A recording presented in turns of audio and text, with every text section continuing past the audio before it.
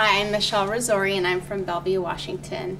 And when I was about 8 months pregnant, this past August in 2010, I received some information from a good friend from college named Heidi, and she was with her daughter Caroline, who was 3 weeks old at the time, and she was sent to Seattle Children's and diagnosed with pertussis. And at that time, I didn't know much about pertussis. She had posted pictures and looked awful, but she was trying to spread the words that any pregnant moms out there or anybody needs to get their Tdap. And as awful as it was, I went to my OB and I asked him about the Tdap, asked if I was up to date, and he said, you know, if you're not, when you get discharged from the hospital, you can get it there. And I said, you know, I'm sure like chances are 1 in a million that my daughter will get it as well, but I just want to be prepared just in case. And it's just odd that I had this conversation with my OB. So September 24th, I gave birth to my third child. I have a son, Lucas, who's 5, and my daughter, Lily, is 3. And I just remember when she was born, it was like a feeling of completeness, like I've never had before. And she was just perfectly healthy little angel. And, sorry, now I'm getting emotional. And when she was about 2 weeks old, we noticed she was starting to get kind of a runny nose and a little bit of a cough. I'd been taking her in for what we thought was reflux. It was where she was kind of choking, and they thought she was just regurgitating her food, and she would get a little blue around the mouth. They said, don't worry, you know, she's human, she'll know how to get it out. So, and they told us to go get a wedge for her, which is, you know, a wedge they sleep on, so it helps her so she doesn't choke on her food when she spits it up. So we had an appointment for that, but in the meantime, she got this cold. We went to the doctor on a Tuesday, and he said, you know, it looks like just upper respiratory. There's nothing in her lungs. He told me signs to look out for. The next day, she wasn't really eating well. All she wanted to do was sleep, and she started coughing more. So I said, my mom even told me, she's like, you better take her back in because something's not right. So I took her in, and immediately she had an episode in the doctor's office, and he said, you need to go straight to Seattle Children's. You need to go right now. And so we went straight ahead, and I even asked him, I said, is there any way it's pertussis? And I told him about my friend. He said, you know, the likelihood of that is not great at all. It's not really the time of year for it, and so that kind of gave me relief. I thought maybe it's RSV. My other daughter had that, and it's bad, but not nearly as bad. So we get to the hospital, they immediately check us into ICU, and the next morning they give us the diagnosis of pertussis, and at that point my heart just sank. Because I had done research when my friend Heidi's baby was in the hospital, and I had read the stories, and I knew how bad it could get. So we spent another about 2.5 weeks in the ICU, and we thought she was getting better. It told people, you know, we're out of the woodworks, they're going to transfer us down to the regular floor soon. I mean, it had been 2 weeks of coughing for hours on end. Her heart rate would drop to dangerous levels, and her respiratory rate would be so high, just trying to gasp for air.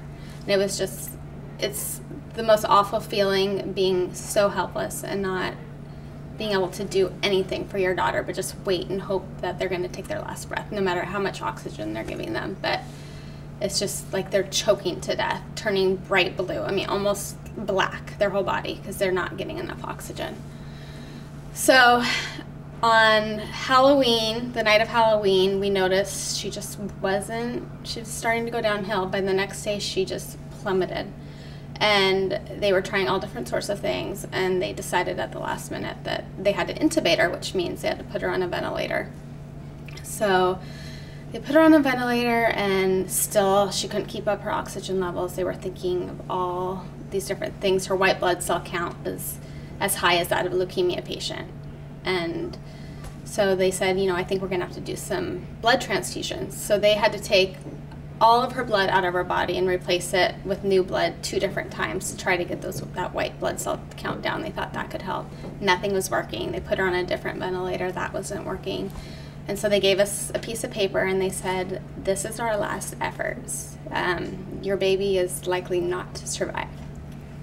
So my husband and I signed it, and we had basically given up hope. And at that time, they had told us that, or they didn't tell us until she was okay, that no other baby had ever survived in that condition. So she was on ECMO, which is a form of life support, which gave her time for her lungs and her heart to heal. And at that time, she was so full of fluids, like you couldn't even recognize her. She probably weighed 10 extra pounds, and she was only supposed to be 8 pounds. And it was just the hardest thing we've ever had to go through. Okay, so when they put her on ECMO, we weren't familiar with that term. They said it's basically an artificial lung and an artificial heart. I didn't know what that meant. I didn't know if it meant they were gonna, give her heart transplant and lung transplant. I had no idea. But it's basically a machine that circulates all your blood through your body and oxygenates it and takes over for what your heart and lungs would do. And she was also on kidney dialysis because her kidneys shut down. And it was just devastating. And we didn't know if she was going to have brain damage or be a vegetable. We had no idea. So it was just kind of weird how everything happened on a Sunday. She ended up coming off of ECMO on a Sunday, and it was 10 days after she went on. And then she came off the ventilator on a Sunday, and she was just, the doctors just were blown away. She was having seizures when she was on ECMO, and they thought she had brain damage. But, I mean, looking at her today, you would never know. Like, she is showing, like, every sign of a healthy, happy baby.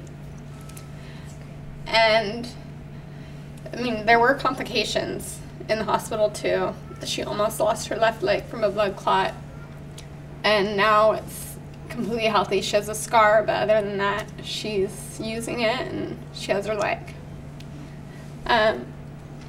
She also had fractures throughout her entire body because from just laying there for 3 months, her bones demineralized.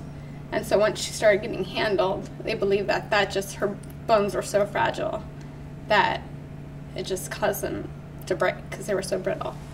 She also got a secondary blood infection, so she had to be on antibiotics for 6 weeks intravenously. So we ended up having to finish that at home. We did 4 weeks of it at home with full-time nursing care. But our goal was to be home on Christmas. And we didn't know at the time, but her name means Christmas. And a week before Christmas, we asked the doctors if there was any way that she'd be home on Christmas, and they said, it doesn't look like it, but miracles do happen. At that time, she was still on oxygen. She was still on her feeding tube, still having her episodes. The next day, she was off of oxygen. And 2 days later, we were talking about going home. We just needed to line up the nursing care. So she's just our Christmas miracle. And we're just so fortunate to have her today because I know there's a lot of families who don't have the same story. 72 days. So she was in ICU for about 45 of those days, and the rest she was on the floor just getting better. And she still coughs today. Like, the cough has not gone away.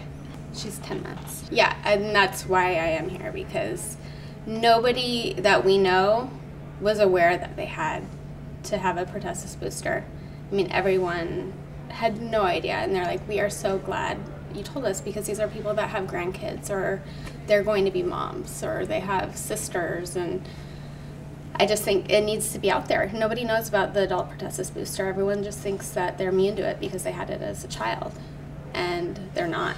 And I think this is the only way, is by getting the word out there and saving other babies' lives, because this is something that is preventable, and I don't want to have to hear or see any other baby have to go through it again. Well, that's another one of my things, is I think out of anybody, it's healthcare workers, especially OBs, need to educate their patients first before they're even planning on getting pregnant, and then if they're already pregnant. Now it's by the CDC has said that it is okay to receive shots in the late second to early third trimester. And I just think, in my friend's Heidi's case, her daughter got it from her. And so if she had been vaccinated before she had Caroline, her daughter would have never got it. And in our case, we have no idea where Natalie picked it up. So that's why I think, regardless, if you're close to an infant, everybody should get it, because you could be in a grocery store and have it and cough, and there could be an infant nearby and they could catch it. So I just think it's important that everybody gets their booster to protect themselves, but also to protect from spreading it to babies.